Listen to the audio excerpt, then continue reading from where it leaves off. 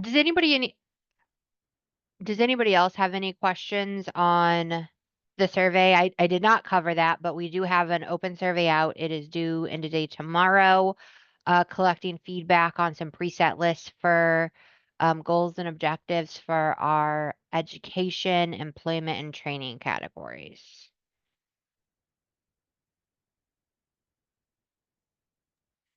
Actually, can I ask a really quick question on that?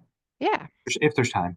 yeah, Um, yeah, I think I had to kind of go back and relook at it and do some screens, kind of change some of my answers because it's and just so when I remind the career planners here that I sent it to earlier in the week and just remind them like, hey, if you guys get a chance, do this. I was going to just add another reminder or note, saying that this is you're at you're asking how we would rank them, essential, important, based on like options to have in there, not how often or we would actually like, we really don't do this, or we don't see a lot of people that need this or that, right? It's not like how often we would use it. It's like if that's a goal, what would be the most logical and commonly used, to make it efficient, terms to put in the drop down menu, right? Like it's to correct. remind them to approach it that way. It's not like, well, even though you might not use this, or if you're not sure if we use that or have people with that as one of the goals, and just put at least put neutral or something. But that's more the focus, right? That's the purpose of it, right? Correct. Yeah, we're not looking for how often you're using these, but do these make sense to be preset goals that could be used when serving customers? Okay, got it. I'll try to reiterate that because they may not fall in the same trap I did, but I started, you kind of catch yourself thinking like, oh, well, just because we don't use that, maybe that's not what they're asking. But you start with your knee jerk reactions to kind of approach it that way. So I just wanted to make sure. Thank you very. Yeah. Any other questions? All right. Well, you guys are always welcome to reach out to Sarah or I if you do have questions. If you're wrapping that up and coming to something, definitely let us know.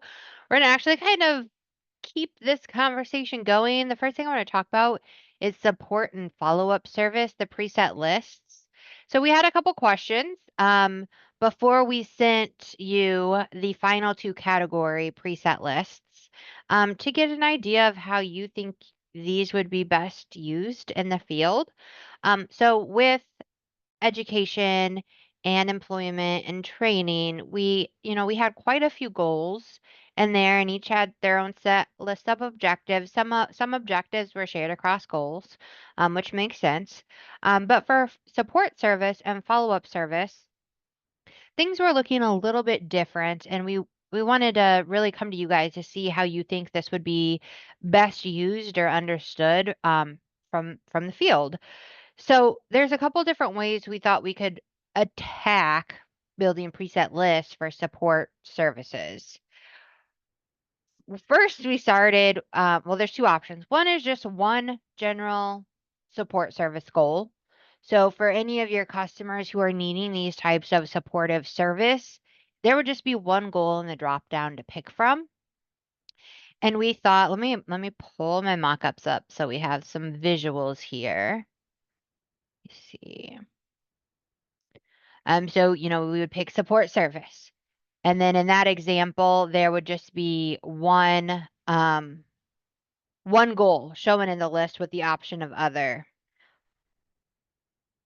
And then when you pick the single goal, if you pick other, you would just get a text box. But if you pick the single preset goal, whatever word that is, to receive support to be successful, then we would have another option here that would say like actually, I'm sorry, you would build out your goal. But when you go to pick objectives, you would identify that you're building out your support service goal. And then it would ask you, before it asks you what objective do you want, we could include another drop down of um the like which kind of support service are you looking to provide? And this is very messy because this is a working document that we're working through. Um, Let me go to support service. And we thought we could have like another like category section where it would say show all and you would see all objectives, or it would say you could pick like linkage to community services, assistance with transportation. You could pick these different buckets to shorten your list of objectives. So you're only seeing those that are tied to these, or you would have a show all to see all these objectives. So that was one option is one general goal for WIOA support services with lots of objectives. The objectives list could get very long, so we are looking at having an additional category drop down to help kind of filter down and target this list. Additionally, these lists are going to use this like text search. So it'll be a drop down list, but you can start like typing in what you're looking for, like a keyword, and it will also shorten your list to make interacting with these preset lists a little easier. You can search like apprenticeship or transportation, and it'll get you more targeted to what you're looking for. The other option was to include, sorry, what? The other option was to include multiple goals and have them broken out based on them trying to target one for like removing barriers, one for support education and training needs, and one for providing necessary financial assistance. And then another one that would be like youth only for, well, there's one for addressing food insecurities, and we know that there's some one service that only youth can get, but there could be referrals for adult or dislocated workers. But this would break out, we would have more goals, and then we could put the objectives under those goals. One thing that we noticed was there could be a little bit of overlap. So you could have some objectives that are in multiple goals because they could help to remove barriers and also support education and training. So it would be on the career planner to make sure they're, picking the appropriate goal that's matching the customer's needs. Um, with that option, we could still do the category, but not all goals might have all categories of the services, or I'm sorry, objectives under them. I'm gonna pause right here and make sure that made sense to everybody and then get feedback. If it didn't make sense, I want to clarify, and then we'll like open things up for discussion.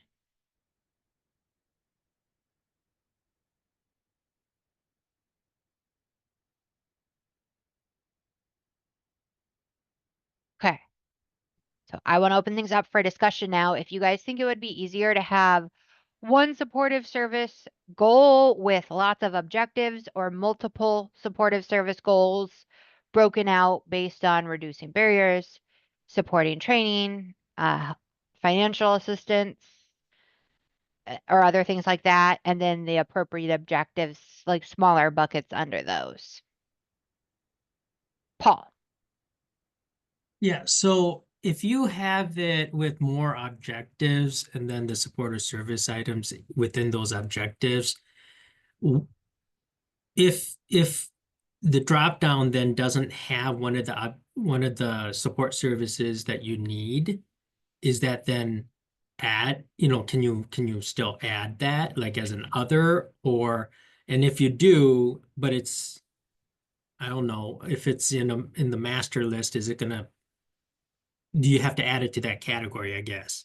Because you said there was going to be some overlap. So if you have several objectives and like one objective have like 5 supporter service items that you can do the drop down from, and then another one has 3, but you need, these 2 others added in there. You see what I'm saying? Like, Yeah, so and supportive services themselves will be added separately, and you will have access to all supportive services your local area provides. And you can attach them to any objective regardless of what we have it categorized here. These are very, very similar to the support service categories, but these are more filters. They're not saying that you're tying this service. You'll go in and after you add an objective, you add your services, and when you add a service, you associate it to an objective. So there will be no restrictions from that perspective. Does that get at what Yes. you're okay? Yep. And that's true regardless of if we do one goal or multiple goals. And then just a follow-up to that, so when you're attaching a support or service to an objective, um, on the youth side, they have the 14 elements. So is it going to identify which objective it's going to be tied to? Which element it's going to be tied to? We will have connections in the service collector that ties each of the service to a youth element and have a report where we can see the usage of elements. I don't know, we'll have that identified. I don't know that we plan on like visually showing the element unless you guys really feel like you need to see the element number. We can bring that forward. Yeah, we like Uh, to see the element number because, I believe the career planning policy says, for the use side, at least you have to have the 14 elements available and then you have to identify, I believe. Um, and so like in our current office ISS for the youth that we have right now, we have everything divided up by elements and then services or objectives in those elements, and then the supporter services within those elements. So that's how we've broken it down here, so we know exactly what that supporter service is for, and then for what element. Okay. yeah, and also in Career Connect, we have something similar. The services, it says the service name and then it has the element number, so we know which Okay. one it is.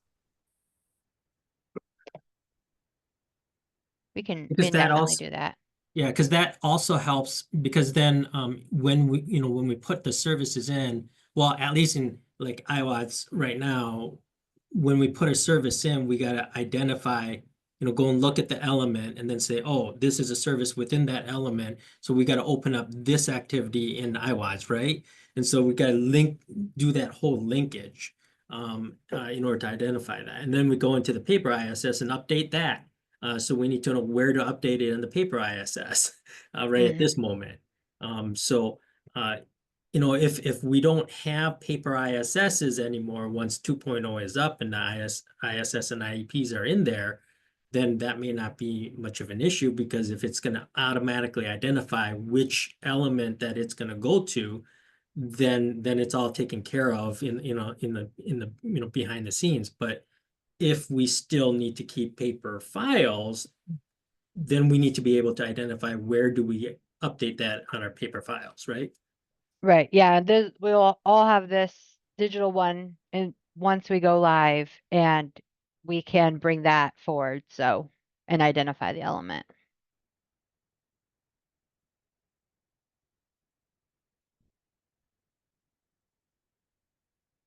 Let me open the chat and see if I'm getting some notes here.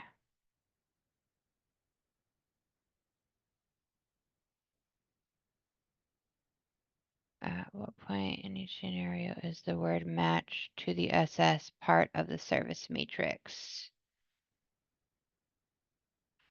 Can you explain your question, Crystal?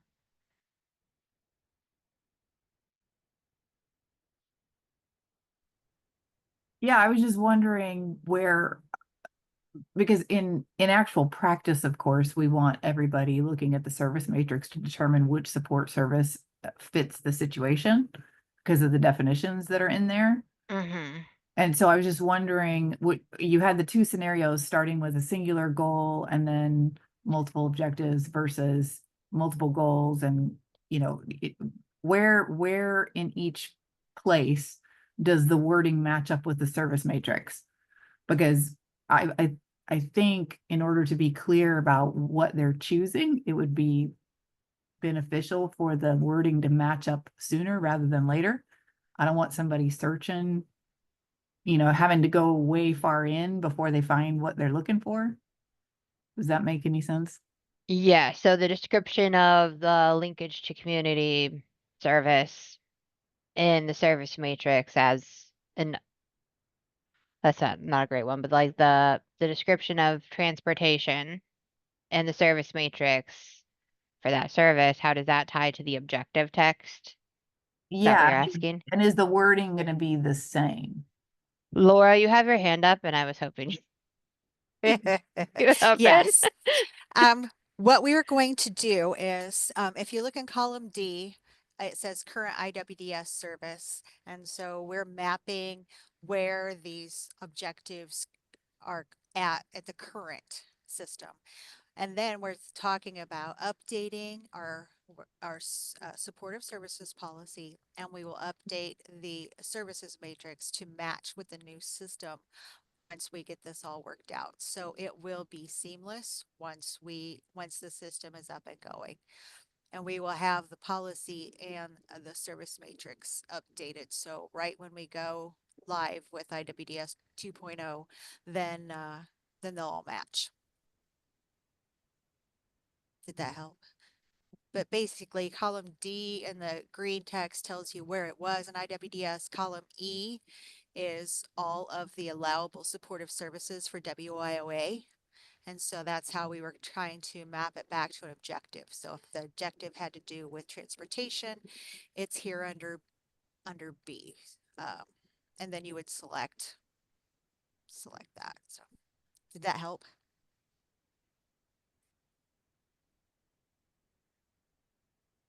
Yeah, so I guess I just need some clarification. So if the objective, let's say, is for youth is element 4, which is ITA training, right? Occupational skills training. So in order for them to be successful with that, we're going to need to provide supportive services for tools. We're going to need transportation, childcare, and let's say they have car issues, so they can't get to class. So we need to assist with that. So under that OST activity, then you'd be able to then select the supportive services that you need for that person to be successful in that OST training.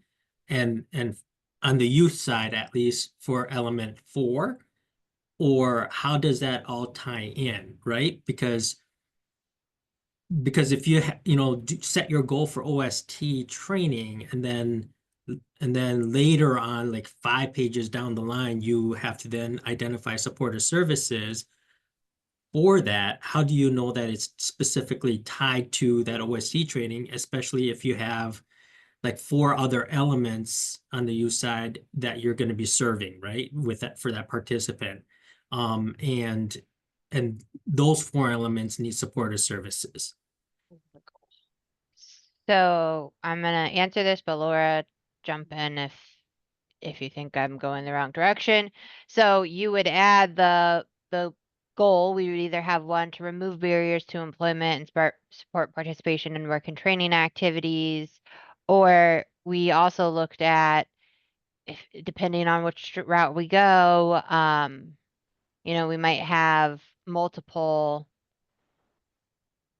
goals. So you might pick the one that's tied to aiding them to be successful in training. If we decide to break them out and have multiple, these are all crossed out, a little hard to read. But you would pick the goal and then identify the objectives as you said, like needing tools and one for childcare, whatever those objectives are for successfully completing the goal using supportive services. And then you will tie your services to those, whether they would be whether they would be referrals or services you directly provide. Under our services section is where you identify the specific goals, or I'm sorry, services, and your objectives might have multiple services that are that are addressing those, or it could be a one-to-one depending on what your objective and what the customer needs are. Oh, okay. So it's going to automatically drill down. And so then if they don't need any supportive services, you could put NA for that then. You just You wouldn't don't pick a even, support you service just wouldn't goal. pick, right? Okay. There's Okay. 5 types of goals, one for employment, one for education, one for training, one for supportive services, and one for follow-up. So anytime you recognize that the customer is going to need any of those 5 things, you set a goal, and then there's multiple objectives listed under those goals, and those range from like what you were talking about, all the transportation, the tools, the uniforms, for example, for supportive services, and it's all tied to needing tools to, complete the work experience, or, all of those different things that are allowable. So, and then it will show up here, and then you can tie the supportive service to that goal and that objective. Okay, Hey, perfect. there, Thank you. yeah, and I was responding to something from Rory, and that's not me necessarily questioning you, Rory, in the way I placed that. I'm just trying to think the goal is for supportive services. I'm not sure there is a goal for supportive services. I mean, what am I going to say? To make sure I get to class on time? I mean, the supportive services, once it's tied to another service, that's where your goal is. I don't know that there's a real need. But the thing is that in the development, you set your goals, you set your objectives, and then you do your services, and you tie your services Okay, to but those goals. well, if you're doing it at a higher level like that at the beginning, That's how you, then yeah, ultimately your goal is your employment or your education or your training. right. And And then all other services lead to that goal. They don't have their own goal. I mean, I get it when like a career service, let's say, in order for me to attain my goal of employment, then I have to go to training. So I should have a goal in completing that and get my certificate and get my MSGs, et cetera. Okay, but I also need some kind of other career service in order to maybe get into that training. So I could see a goal being set on a career service. I just don't know what a goal is for supportive service because it's all tied to what that supportive service because supports. exactly, and the supportive service could be career or training. It could support either one. And so therefore, that's why it's kind of on its own, because in the current system, we had a career supportive service and a training supportive service, and you picked the one depending on what you were doing. That's not the way it should be done. A supportive service should be available to allow you to participate in either career or training No, services. no, I'm not So saying they shouldn't be available. I'm just so saying I what we don't. did in supportive services and follow-up was to create several different goals. Depending on which version we're looking at, there's either one goal, which is assisting an individual in participating in WIOA services or activities. And then, or there's multiple goals that says provide financial assistance, because we also have to stop and think that the system is going to be beyond WIOA eventually. Mhm. So I don't think you've been involved in any of those discussions, Mark, but I think that uh, Lisa has a pretty set thought process in her mind as far as how that's going to be set up. Okay, well, as you explain it more, I can see that where because you don't want necessarily duplicate goals, so I can see that it assists me to complete my career service or to participate and succeed in the training program. You know, if that's the goal of supportive service, I'm okay with having a goal like that. Yeah. You Yeah.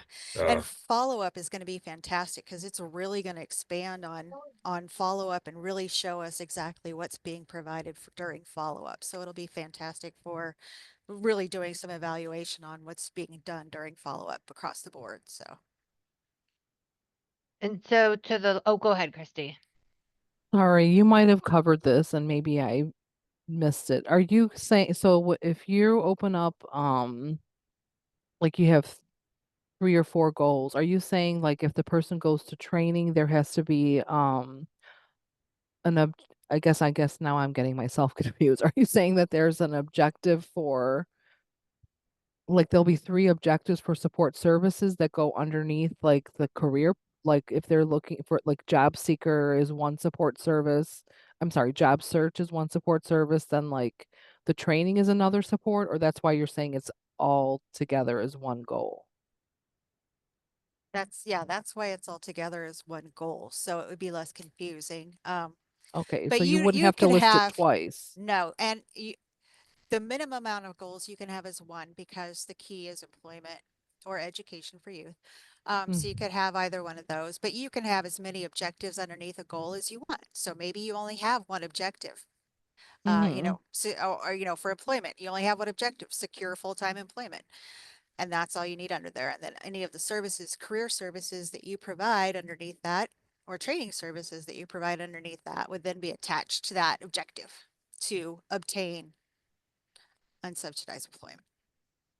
Okay, and then the support services would be its own goal, and it Mhm. wouldn't matter if it's job search or No, training. correct. Okay, thank you. Well, and that's kind of that's like, do we want it one goal, or do you guys think from like the field perspective, they would be used to adding it as like, oh, well, I want a goal for barrier reduction and I want a goal for a support service goal for barrier reduction, a support service goal for providing necessary financial assistance?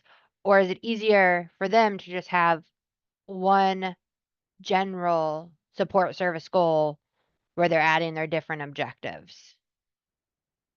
And then having the subcategories that's on the Excel spreadsheet. Hmm. So you would say your one goal is to provide supportive services, and then you're going to select a linkage to community services or a referral. And then here's the things that you can offer under linkages community services. There's 3 objectives underneath that. Assistance with transportation is your objective. So this is going to be column E is everything that's going to be available under that objective. So And we'd have a show all because some people, if get you have a new multiple. career planner who's like, I don't know what category, I just like, I need to look at everything first, we'll have show all too. But then you can break it down to these. If you're like, no, I know they specifically need a support service for, health, wellness, and accommodation support. Okay, here are my preset objectives. None of those match. You can still pick other and manually type in your own. So the question is goal. Like we're trying to figure out, do Goal. we Yeah. give you one goal with all the objectives, or if you want multiple support service goals with their own subset of objectives under there. And then we'll give you a survey to start like similar to what we've done, but we just weren't sure which direction you thought that would be better for you guys in the field. I'm with Toriana that one goal and then choices after that. Otherwise, it's just messy. Okay. Yeah, and as you guys were talking, I'm also thinking like this is might be too far down in the weeds or whatever, but some agencies have like the youth they have a budget for the work-based learning, let's just say. And I don't know, this is not my forte, so I don't know for sure. But let's say are they supposed to charge the support services of the work-based learning? So like would it have to be listed under that subcategory type of thing, or if they're getting support services for training, like does it have to be linked to those specific services for them to like get reimbursed? I don't know, just something I thought of. Or is that too technical? I don't know. I don't know, and Laura and Mark can Yeah, I was going correct to me say, if I'm wrong. I don't I think we handle the fiscal. no, no. So that would be dependent on what your fiscal office is wanting to see in order to provide that Okay. assistance. So yeah. All right, I'll have to think about that one then. Thank you. So it looks like one goal is the preference, and then we'll have the categories. We'll include the categories in our survey as well as the goals and objectives like we did in the previous survey. So you can better see and understand that and make sure the categories that we are looking to use make sense too. We had a very similar question for the follow-up. We're gonna break not, I guess, a subset of what we just talked about. For follow-up, we're looking at having one goal for adult and dislocated worker and one goal for youth. And then a lot of the objectives, not a lot, there are some of the objectives that are all their adult dislocated worker and youth, and some that are youth only, and some that are adult and dislocated worker only. So they'll each have their own list of objectives, but these are pretty long lists. So we also want to do a category option as well. And these are broke down based on policy of what types of follow-up services can be offered. that is what the category list will be built off of. So you can filter based on types of follow-up services that can be offered based on policy, which is obviously different for adult dislocated worker compared to youth. So that's why we broke these out to just be two separate.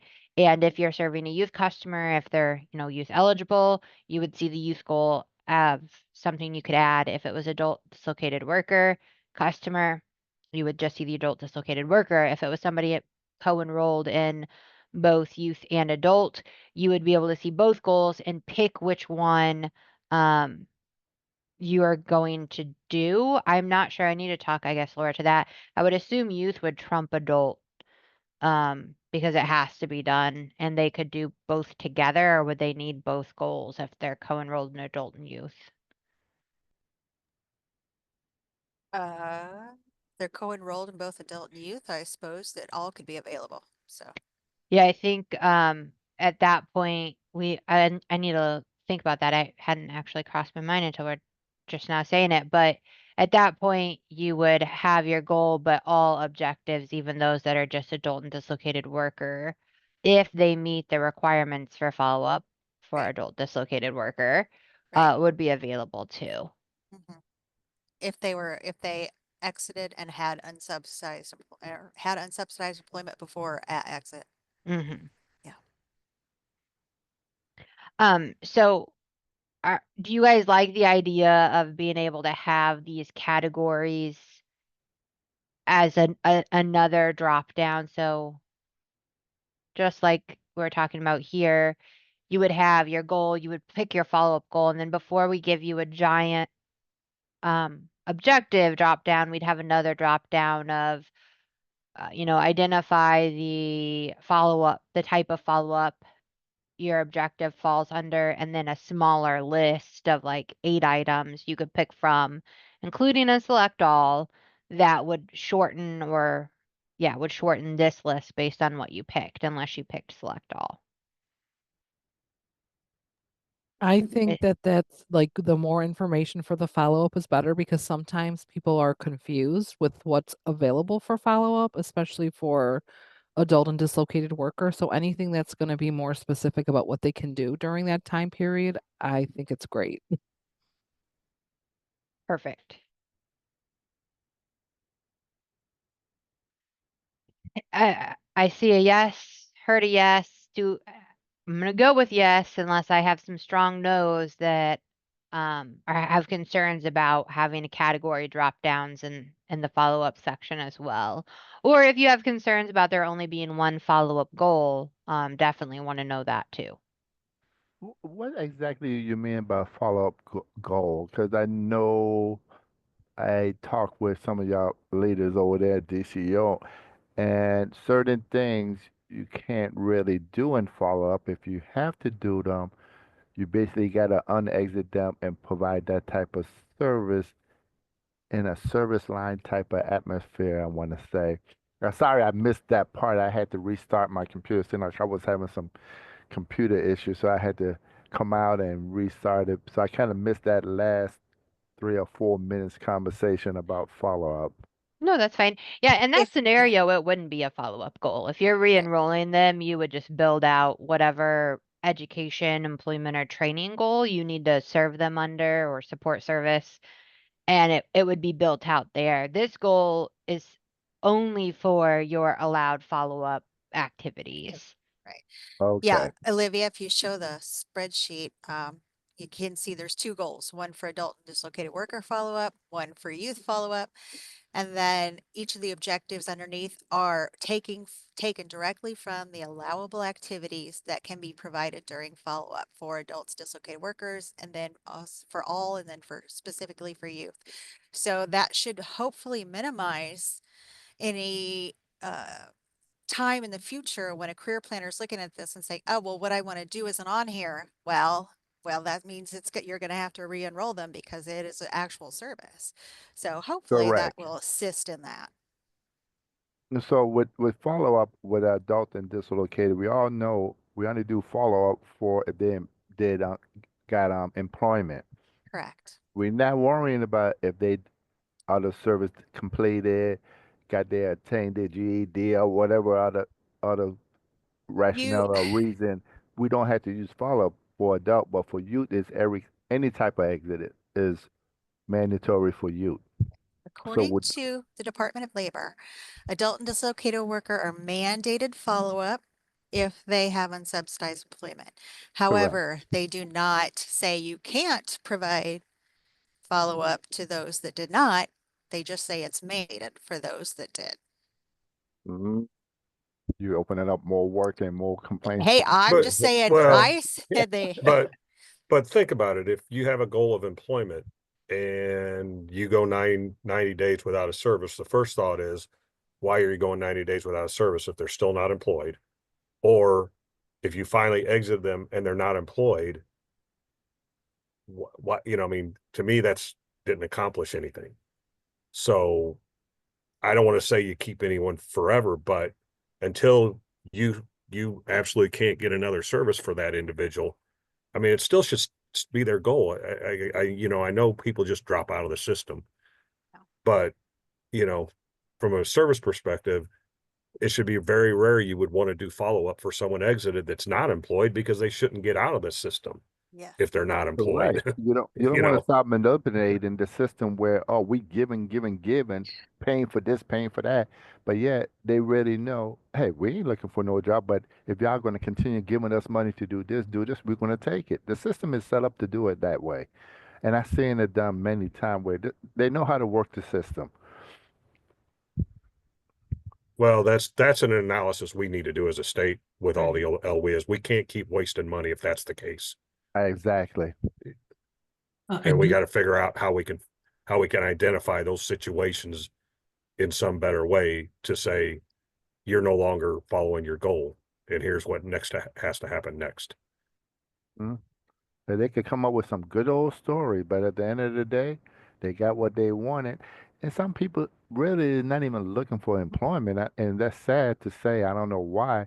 I mean, they just want to accomplish or get a degree, get it out, and just have it, but then they don't want to use it to go find employment because the system with public assistance and all of this stuff, they're already used to that, and they don't want to do nothing. But How it often do is, you think that actually happens though? Is it enough uh, to worry about it? I would say maybe 5%. That's a Give lot. or, you That's know, that's pretty give or sad if take, that's that high.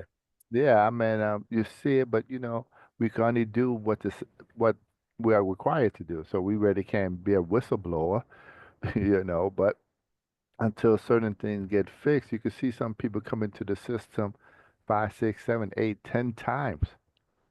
If you really add up all the money we spent on that client, why that person haven't found a stable full time? We gave them Well, all the tools these they need. these aren't entitlement programs. I mean, I'm Yep, sorry yep, to I know. question this. Yep, and To it to is, keep enrolling someone 8 times seems uh like it is a waste of time. Like, why are we doing that? but we have to. No, we don't. I would say we wouldn't. It's not entitlement. Um, But Paul, for that's a your different discussion, question. Robert. Yep, yeah, I Yeah. know, I know. I'm That's gonna, good. I got 10 minutes before I gotta hop off and a whole other thing to talk to about. So I'm gonna jump back on the mock-ups. Um, Paul asked, this will allow us to open follow-up on both adult dislocated worker and youth if they are co-enrolled, correct? Yes, it will. So you won't necessarily need multiple goals for that, but if they're co-enrolled, you're adding your goals and your objectives to support them and follow up however they need being co-enrolled, and you'll have access to the appropriate services with in your service things to attribute back to those objectives. Um, one other thing I want to spend a couple minutes here on because I'd like to get some initial thoughts from you all as I'm moving forward through this. The other page we're working on besides managing goals is the signature and printable summary page. We might rename that, but essentially, once you have reviewed your data, built your goals, added your services, and created an initial career plan, IEP, ISS, it's going to need signed by the customer. This is should not say career planner, and the career planner. So it will say signature required until we've gotten a signature from a customer. If significant modifications are made, we still need to define that. This status will trigger back to signature required modification. Once we have a signature, it will show signature obtained. So this is just showing the status, and this is set based on the system sets this based on what is happening. And then the customer signature action, when a signature is required, a career planner can send an electronic request to the customer, click that, finalize the action. And it will send an email to the customer with a link where they can view their career plan digitally and log into their WorkNet account and quote unquote sign their career plan, which will pass it back to the system to say the customer digitally signed and like save a copy of that digitally signed thing to the customer's record. Or the customer signature could have been manually obtained. You would click that, click finalize action, and it would note that. And the career planner, in order to do that, would print the career plan, it would print with signature lines, and then get that signature and upload it to the customer file, and then just mark here so the system knows, hey, they did this. Or we also had unable to get customer signature. In the event you were not able to get it, you have a way to notify to the system, you have tried, you cannot get it. It's still going to show signature required, but you have, documented you are unable to get that signature, and then maybe you get it a while later. Maybe you've tried and tried and tried, couldn't get it, and then eventually you are able to get it. You can come in and update that at that point. So this is what we have for the customer one. Very similar for the career planner, where it'll, have the different statuses.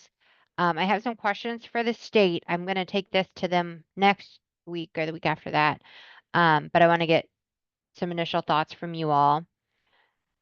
They will either electronically sign, they will click electronically sign and certify and then finalize the action. It'll use their WorkNet account to like digitally sign it. Or they could, print it out and manually sign it and upload it the same way the customer could. I also have unable to get career planner signature if for any reason I didn't know if this needed to be an option. It was one for a customer, so I put it here. And then again, a log of every time this is interacted with, um, it updates the log so you can see the history. I'm going to stop right here because I do have to jump very soon, but I want to get your guys' thoughts and feedback on this type of signature process for the career plan, and if you think there's anything missing or something that maybe won't make sense to the field.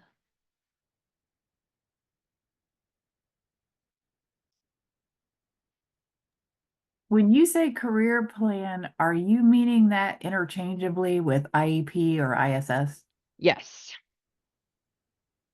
And is the signature page going to then link up with the service record and automatically put in like an IEP amendment when there's a signature required? Yes, make sure I understand what you're saying. So like you significantly change something on the career plan IEP ISS, and typically you would have to do like a modification form and get a signature. We're gonna have to build the business logic in that if they add a goal and objectives and services, that it triggers that a modification, like it's already been signed and we do this, a modification is required, and this would change to signature required modification. And when you send this to the customer or print it, it would be the new updated career plan that they would have to sign. Is that what you're asking? Yeah, I was just wondering if that was going to trigger an additional episode of IEP or ISS amendment, because then, when you do, that's different than the reviews that are required every 90 days, where you look at it and they're like, everything's good, no changes, whatever. That's not, Yes. that's an episode, but it's not an amendment. So Yes, this will trigger an amendment. We are calling it modification, but yes. Then I have questions around the policy of the 90 days, but this will also have that. I just need to get some more specific direction on that, but this will handle that as well. I'm just not sure how signatures are required for that. Um, to know for sure. Okay, so is there, I mean, the signature, I don't see anything wrong with the signature stuff right here. But what I wondered was if the signature part will trigger IEP ISS episodes, is there also another trigger somewhere else when you review it, but you're just doing like a case note and they're saying everything's good, there's no signature required, like there's still gonna be that option somewhere, right? So you can put in that you did an IEP or ISS episode? Yeah, when you say episode, is that the 90-day review? Yeah, No, No, no, the episode is like the same day episodes, and we're getting rid of those the same day. as they currently work. Yeah, Okay. yeah. And it's the same for the IEP. The episodes are the same for the IEP.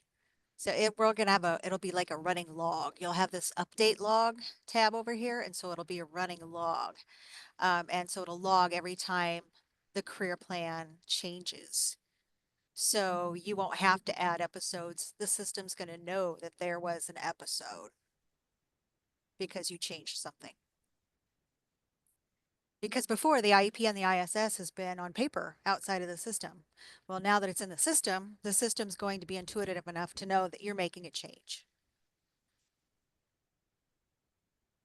Does that make sense? yeah, that makes sense. The 90-day review thing will be handled as well. I need to determine if there's specific actions that can happen in the career plan that we can just automatically say this happened so they completed the 90-day review, or if I'll need to have like um an action somewhere up here that like flags like 90-day review needs to be completed, and you open it and then you have like a box that say like I certify I've completed the 90-day review, check, save, and then it restarts the clock. But if you do a modification and you obviously sign the entire career plan with the customer, it also resets the clock. So there for that, there's still a little work we're needing to be done on how it will trigger, but it will handle that as well. So when you say when you check that box that moving forward you don't have to have no two-way communication with them, you just certify that I had collaborated with the participant. Oh, The it's still going to be customer two. has to sign. Yeah. The customer has to sign and the career planner has to sign. Yes, it Gotcha. still has to Okay. be two-way. Yeah. And when you say sign, is that when you say signature, is it through like DocuSign type of way, Adobe type of way they had to sign off? Where is the Nope. customer The signature? customer will get a email with a link to their public view of their career plan, and they'll log in with their worknet account, which they'll get and have synced when they have a profile created. And career planners also have access to like help reset that information Okay, through got here. you. And then they will log in, check a box and click a button and quote unquote sign it. They're logged into their worknet account, so we stamp it with that and date and time stamp it, and we'll count that as a signature. Okay, Or so they they can manually, like physically sign it and upload it. okay, so when you say finalize action, the career planner send them something to basically finalize to making sure this is the plan that we working with you. And if they're gonna sign off and say, yeah, boom, boom, do all what you're saying here, and that's correct. The system will actually do it. So they'll click send electronic request to customer and finalize action, and the info bubble will kind of help define this, and it'll be training. And when they select that and click finalize action, the system will auto send an email and like log it that it sent electronic request to the customer. So would we know what is being sent to the customer for them to finalize, or is there a standalone? It will be that, but if we want to also have a downloaded copy of what was sent, then we get a downloaded copy of what was signed. So once Okay. they sign it, we get to download and see their signature and what they signed, and it's attached to the customer And last profile. thing, are we gonna have to print that and put it in the file? And would it be something that the DCO monitor crew would come and want in the file, or would they come and monitor and just look what's in Illinois WorkNet that we have?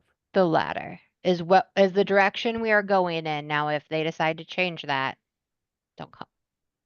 I am not in control of that, but they're moving to the latter of we don't want paper copy files, don't print something unnecessarily. The monitors will look in the system and it will be there and they can use that. That would be great because when IWDS came out the first time, they saying it was to cut paperwork, and guess what? It came out double the paperwork. Okay, thank you. Yeah, I am going to get a survey sent out to you guys early next week with the support service and follow-up stuff, preset goals and objectives. You'll probably want to forward those to your same people unless you feel like there might be somebody else who is a little more focused on, the support and follow-up service areas. And then if you guys have any thoughts or feedback on what I'm showing you here right now, this is being recorded, so you can come back and look at this. Please send me an email. I need to put this through the state, update mockups. This is stuff I collected from you guys during Discovery way back when for a first take. I'm gonna put it through the state to get it more refined, and then we'll get it back in front of you guys' eyes when we have it a little more fleshed out with some of the questions I have on the side. Um, I am gonna pass it over to Lynette because I need to drop for another meeting, but I really appreciate your guys' time and thoughts and feedback and just engaging in discussion to better understand what we're building and make sure it's going in the right direction. So thank you all. The last part of our conversation kind of tees in pretty good with what we want to talk about next, and it's talking more about the making more files digital and thoughts, and I want to capture some things that we pros, cons, other considerations about making all of our files digital from from the on-site, you get the boots on the ground view, and then and capture that so that we can have and capture a recommendation from this group so that I can bring it to the state to make a final decision on how we would approach digitizing the items that we do, knowing that the point of the system is to help reduce the amount of paperwork. That's one of the goals that we'd like to do and make things more streamlined and for folks. That's kind of the breadth that we're looking in. And I have a Miro board to share with you and where we're going to just capture this conversation and then make sure that we have it represented so that I can go talk to the state folks. Is that okay with y'all? Would you like to engage with me on that in this conversation?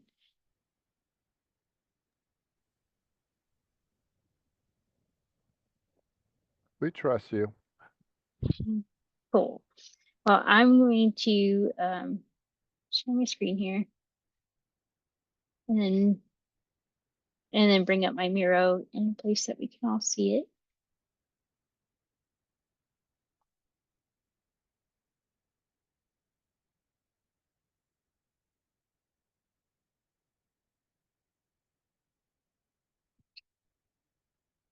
And so I've shared the Miro in our in the agenda, but you can see it here as well. I have the chat here just so you guys can communicate with chat and I can see this. And then Paul, your last comment is something that I'm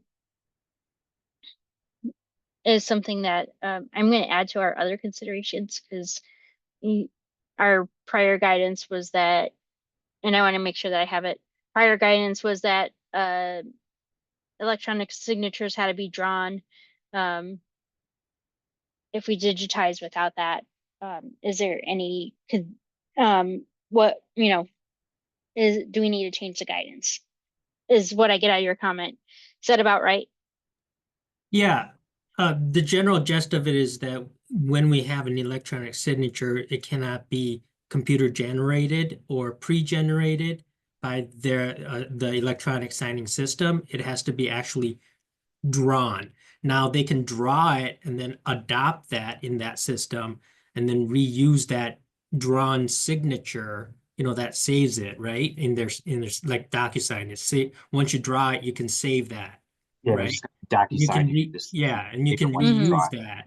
But you have to draw that signature first before you adopt it, or you have to draw it every time you have to sign something.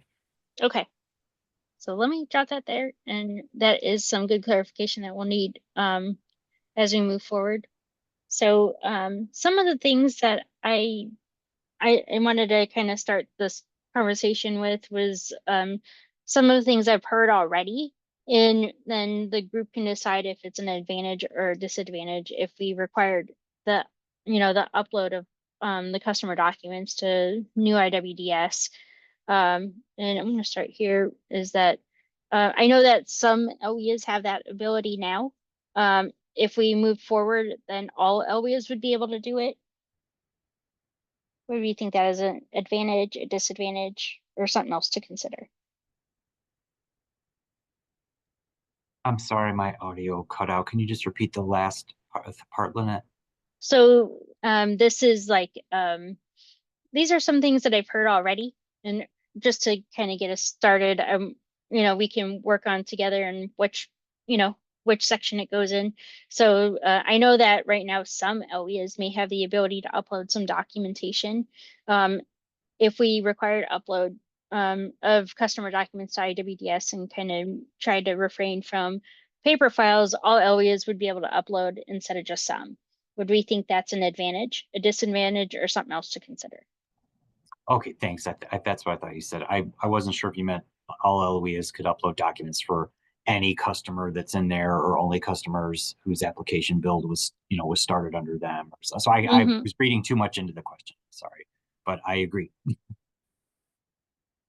So we think that would be an advantage.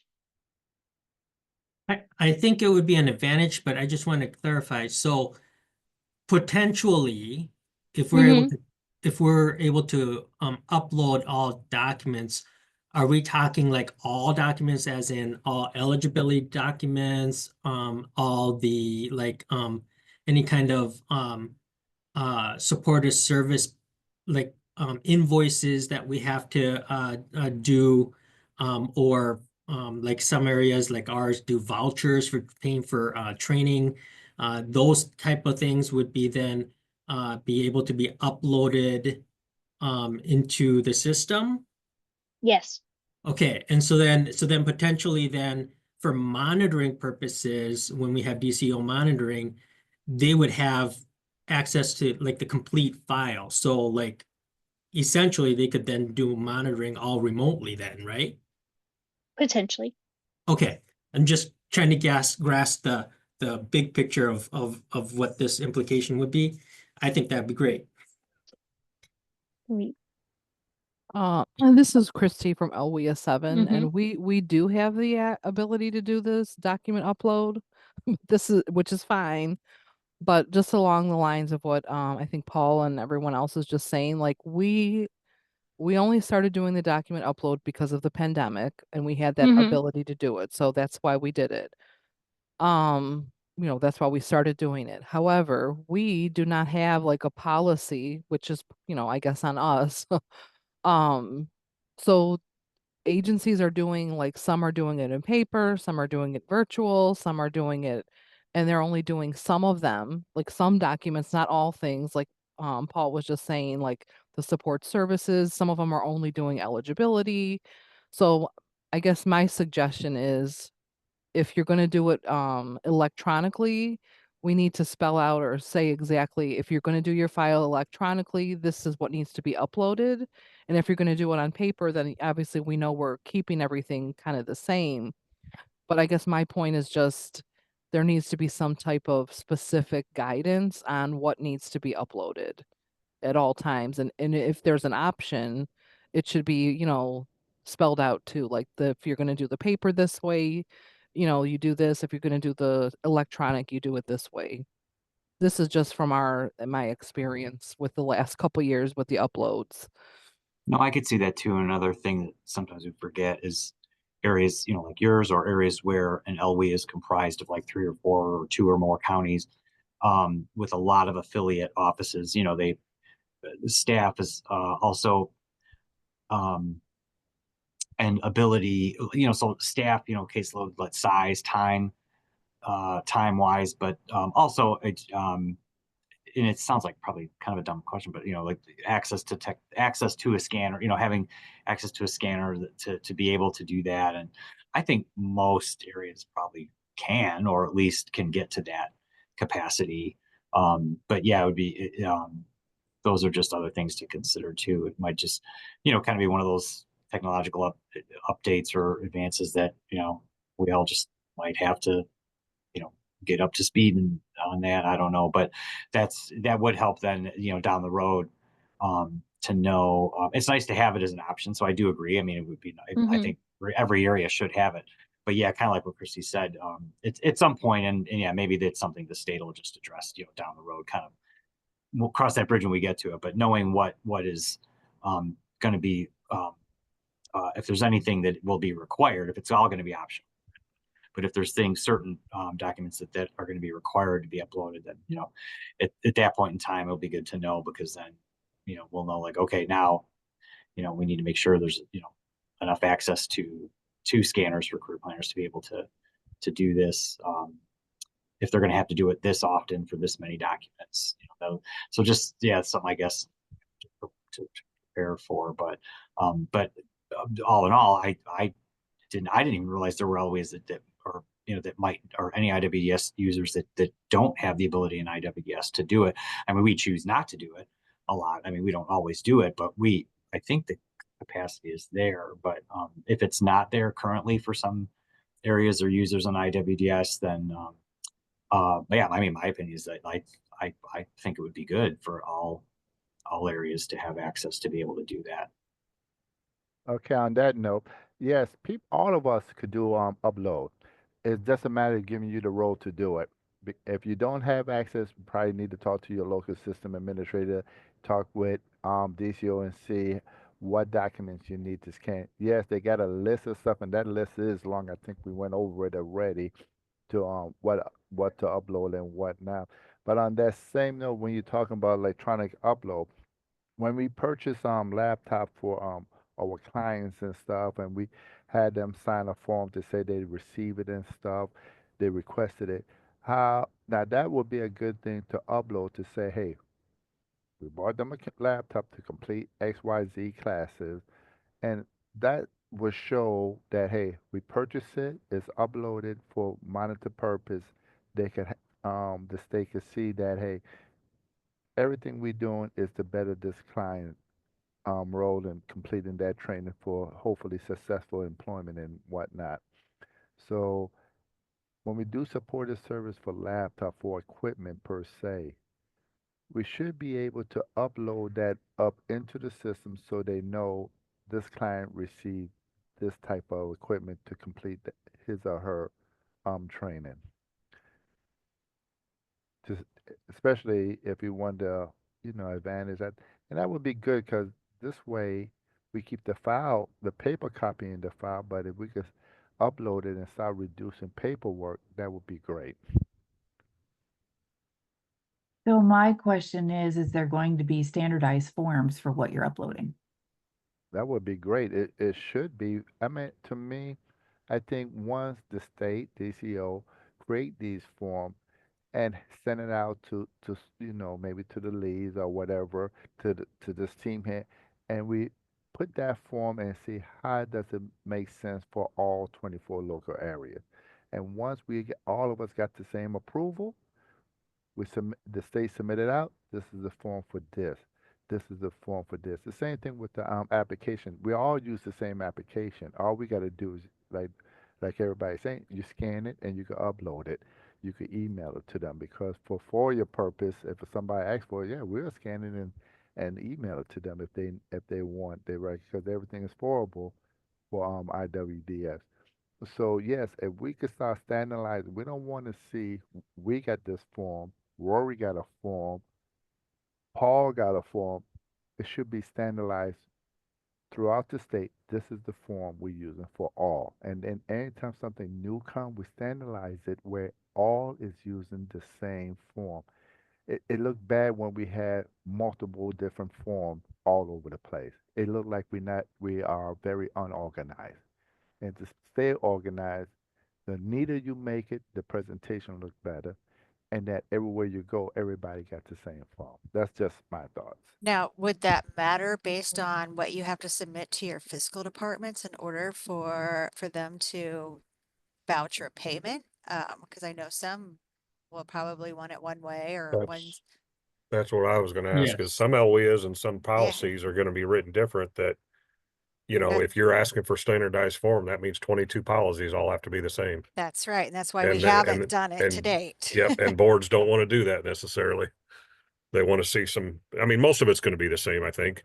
I think some of the forms you've created, Laura, are standardized with the ability to adjust them if a local area wants some additional information, but you know, then it's no longer standardized. Well, that's true too, but I mean, sometimes the board, if everybody's in the same page, I think everybody would approve it. It's just to keep everything neat within a state system.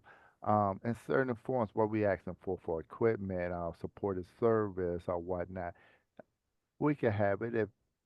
If you see it, you could pass it around, update it and stuff like that.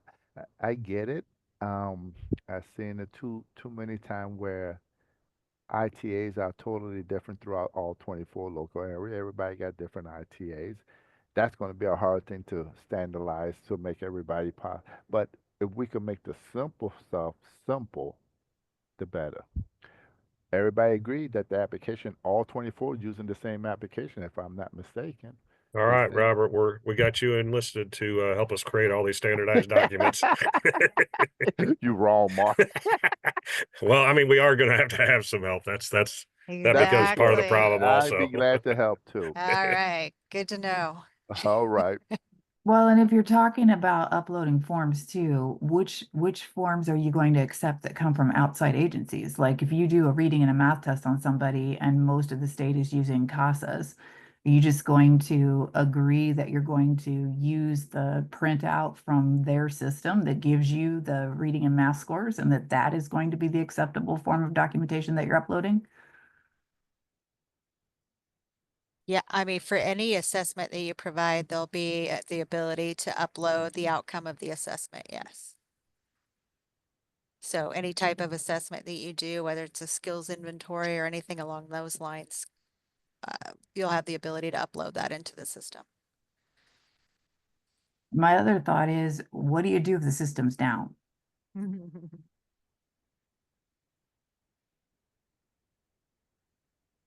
Yeah, and you know what? One other thing that comes up with ours, because we do upload, is only certain people have the ability to print out things.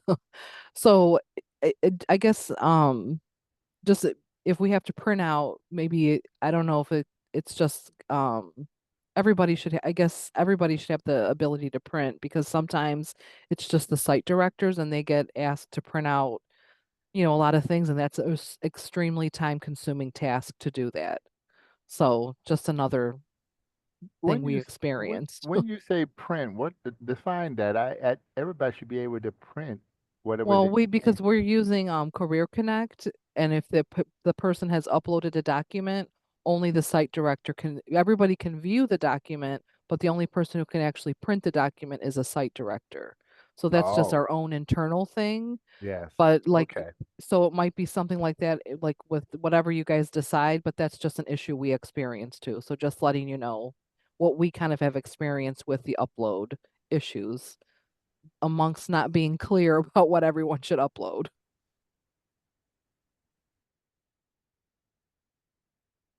Cool. We have a lot of things here. Anything else that we want to put up for consideration? Rory, you have your hand raised. Thanks, Taylor. Yep, you just put it down. Just a question with these uploads, are the uploads then, are we thinking is going to be located all in like one location, or is it going to be attached to like a goal that was set for what it was needed for? So for instance, like if I were to do a transportation assistance and I was to give gas cards, right? Mm-hmm. For OST training. So is that, so when I enter that, is it that upload that document, is it going to be showing up somehow so that I know that it's for that specific OST activity goal, OST goal, where I've chosen to support a service and So upload it, yeah, Yeah, and it's going to be that was attached to that? Or is it just going to be like on another, page where all of them are just going to be listed in yeah, well, that was my question. Yeah, thanks, because I had my hand up and then I was looking in the chat to make sure no one asked it, and then I almost forgot my question. So thank you, Paul. I was like, oh yeah, that's what I was gonna ask.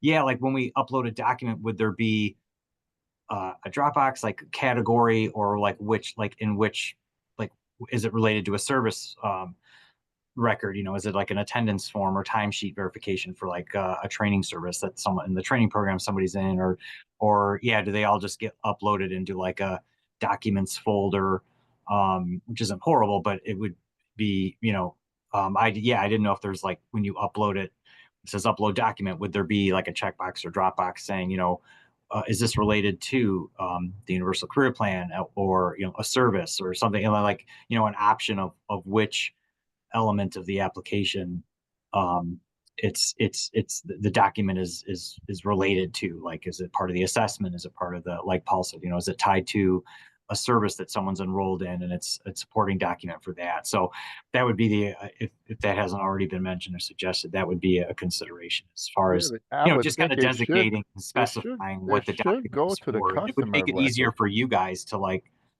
and for tracking too, especially, for the state to, like, to be able to locate it. Shouldn't well, it so be? go ahead.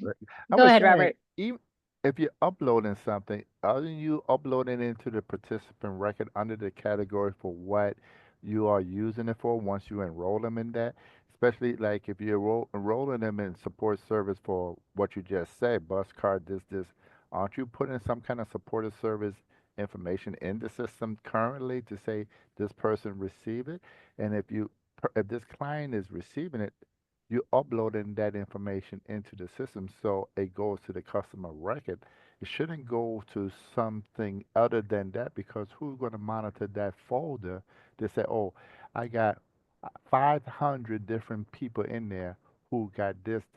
That would be overwork. That won't be good. I mean, it should go straight to the client. Everything that we upload go to the participant that we currently are serving, I would think. Right.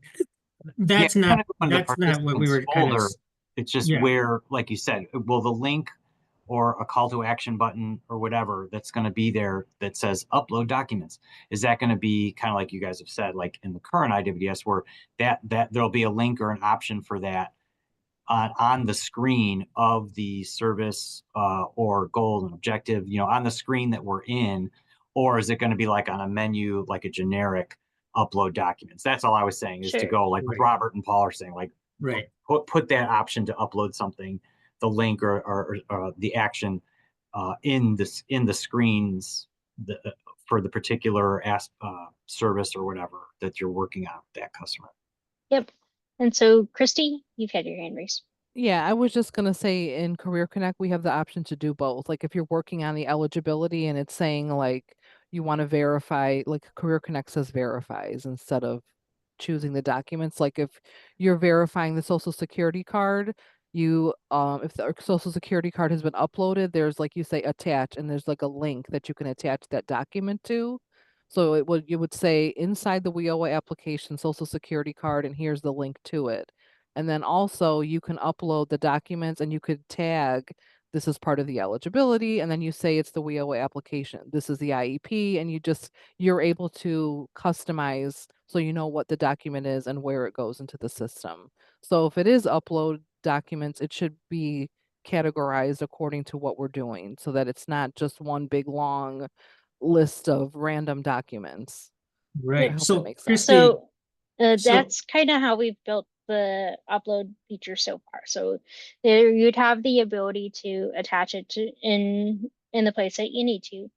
But additionally, in the in the customer profile, you'd be able to see a list of all the documents that you've ever uploaded for them. and be able to see it that way as well. So you have both functionality so far, and we could add into our requirements where we put that attach feature.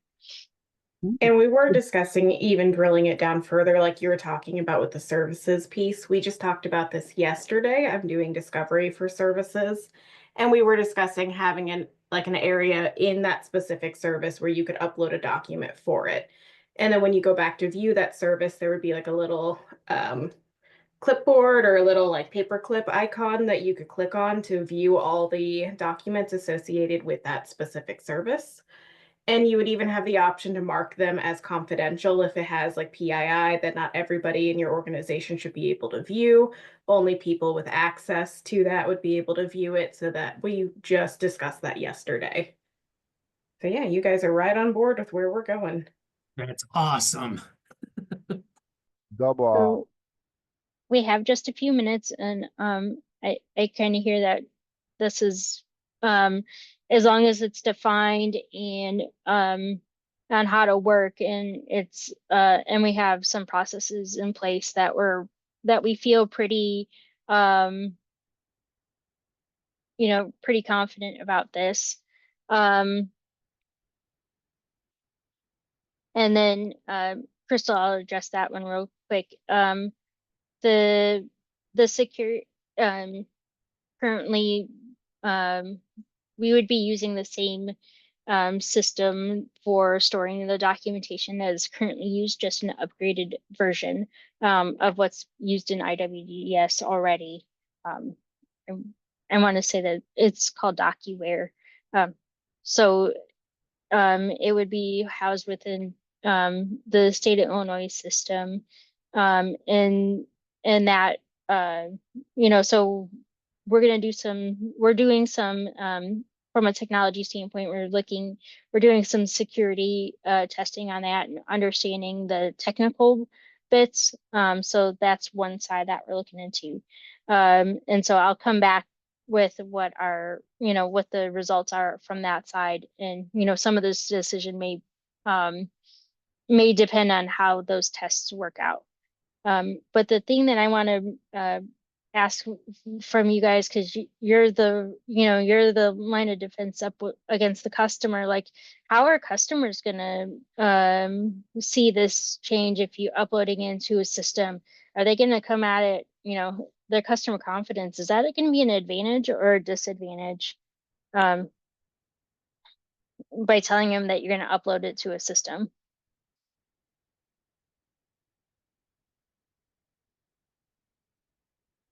Are you saying so? I'm sorry. How Career Connect works is that the customers are able to upload their own documents. Okay. For the eligibility part. So will the new system have that, or the staff will be just uploading? It may be staff at first and may expand later. It depends on how this works, but like when you tell them that they have to upload the documentation to a system rather than just here, give me and I'm going to make a copy. How do most customers feel about that?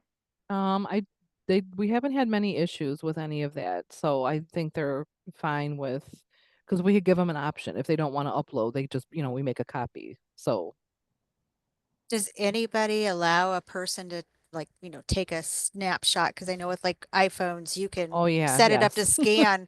It can scan automatically and send an email of a document. So you do allow that now? Okay. Well, it's not I don't know if it's that sophisticated yet, but We they do. take this, yeah, they take the, the snapshot of the document on the phone and then they could Mhm. upload that. So Mhm. I'm not sure if it's the actual scanning. It might be, but they For have the ability yeah, to upload. for some things we do, but we send them or try our best to encourage them, to be careful. It's like, caveat there that, send it if it's secure. But so we will send them an encrypted email, using Microsoft Outlook, using the encryption option. And then I think, like if they send it back, like send it encrypted, don't reply to this, or, make sure it's encrypted. And then they usually do. But yeah, I'd imagine you get kind of both, once in a while you get people that um, very cautious about sending their personal information or a pay stub or something like that. And then there's times where, yeah, I mean, you guys probably all do the same thing too, where it's like you're like kind of shocking, like you just sent this over your phone, like such as a copy of your social security card. Like, what are you doing? So I don't know. I guess it could go either way. So just to be clear, the question was how would customers that we're serving feel about having their documents uploaded into the system, right? Mm-hmm. Yeah. So this is where I guess the question comes up is the intent that everything is going to be digitized and paper files are going to be gone, or are we going to always have paper files? Because if we are always going to have paper files, then you can have paper copies, right? Right. But you don't have to upload it into the system. So I think that needs to be defined, because if we're saying, hey, we want everything to be digital, then there probably needs to be some sort of a policy that's devised that says, it's going to be loaded into the system. Wasn't that Laura or Olivia, or well, Olivia's gone, but wasn't that the process? We know some people are still going to have paper copies. We just want everything uploaded in the system. The purpose of that is so when you leave, if you're the career planner, Right. the person that comes from behind has everything that original career planner has. They don't have to go searching in file cabinets, or maybe they're gone altogether because the person cleaned up everything and got rid of everything. So I don't think we're saying you have to do paper, only digital, but it ends up having to be digital in the sense that if you do a paper copy, you should be scanning it and uploading it for records. Right. And I so mean, it does would be that, optimal to have all online right. stuff, but I get, systems down, internet's not working. You don't want to tell the person, hey, I'm not going to be able to deal with you today. Can you come back tomorrow? So you go ahead and just document it on a piece of paper, and you don't want to have a do a duplicate either. So I get that the paper copies, but that should be minimal once we get this all up and running and people are familiar with, with doing everything online. But I thought we should have everything uploaded eventually. So that would mean like everything would be digital. So like on the application when we're doing eligibility, how on the IWDS right now on the application it says there's a disclaimer at the bottom right before they sign. And so that would need to, a statement like that, consent statement like that would be on there stating that, documents are gonna be uploaded into the system, so that people know and they, when they sign it, they're agreeing to that. I'll put that on the consideration. And yeah, these are all great things that we'll bring up. And I just wanted to make sure that I accurately described our conversation here. I know we're a minute over and I know people have to drop, so I'll let folks move along. But I think I have gathered our conversation, and then in our uh agenda for today, there's the link to this and you'll see it updated with all the stickies. If you want to look it over, and if there's anything else that comes up, please send me an email and I'll be happy to update that in our conversation. And then I'll be having this conversation with the state folks to share what we talked about today next week. So you have a few days to consume it and let me know if there's anything else. With that, I'll let everybody go for today, and then we'll talk again next week. Thanks, everybody. Thank you. Have a good day, everyone.